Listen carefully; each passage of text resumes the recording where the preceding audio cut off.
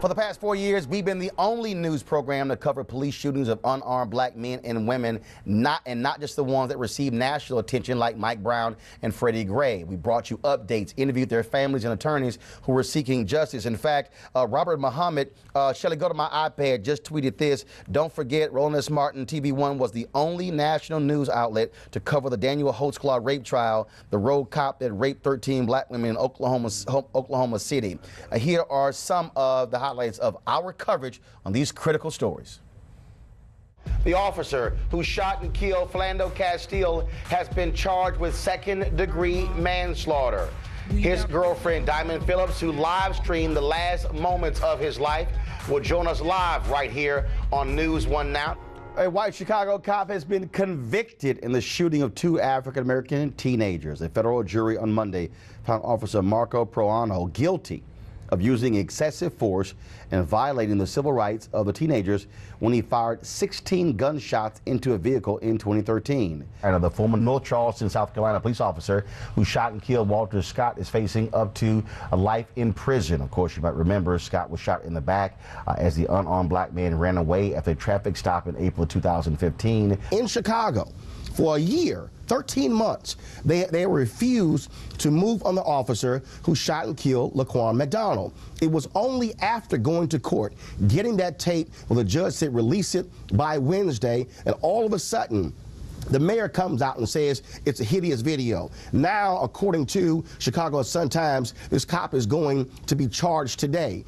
A lot of people forgot John Crawford III happened right after Eric Garner. And what happened after John Crawford III? It was Michael Brown. In front of that, you had Aiyana Jones in Detroit, Rakia Boyd in Chicago, and these stories began to build and build and build, and black folks in different cities around the country began to really express their anger. But it was the Michael Brown case where all of these things sort of came together in a perfect storm. How in the hell did a jury of people with brains not convict Geronimo Yanez for the murder of Philando Castile? Closing arguments were made in the trial of former Baltimore cop Cesar Goodson yesterday. He is one of 6 officers on trial for the death of 25-year-old Freddie Gray in April of 2015. He faces 6 charges, including manslaughter and second-degree depraved heart murder.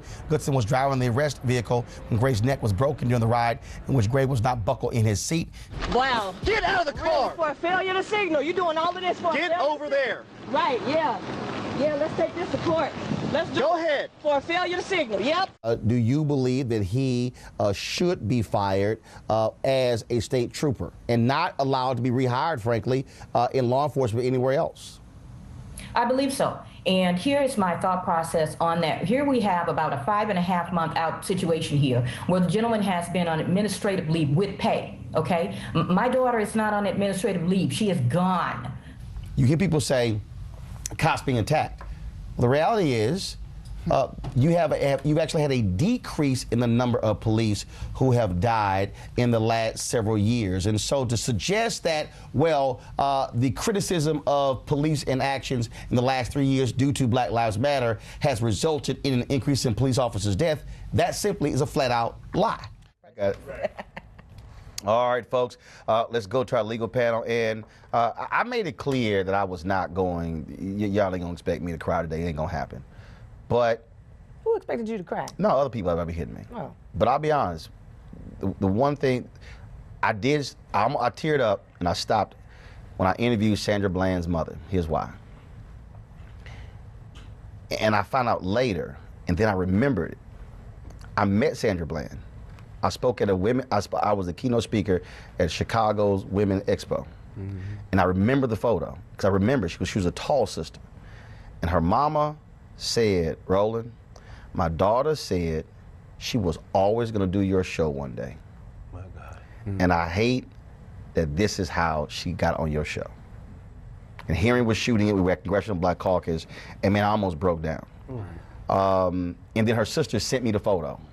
Mm. She sent me the photo from her social media account with me and Sandra Bland. Oh, wow. Wow.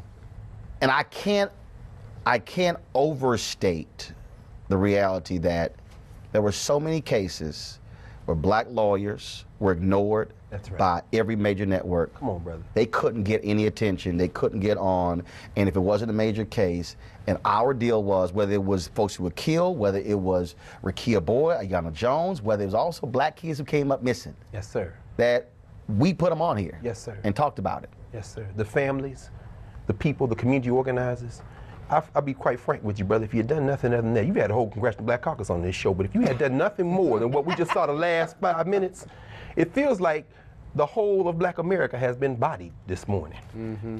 Who's going to put this on? The answer is nobody, brother. And I don't have any words. Now, I only tear up I would get up is to get mad as hell right now because somebody's mama is not going to have an outlet to raise all of our consciousness and send us in there. Because this show won't be on Monday morning. Yeah, but our job is to make sure whether it's this show or another forum moves forward, because this show has shown the world what it means to tell our stories. And our stories are always powerful because they haven't been told for so long. That's right. And when you see someone being shot by the police wrongfully, okay, so you get that on national TV.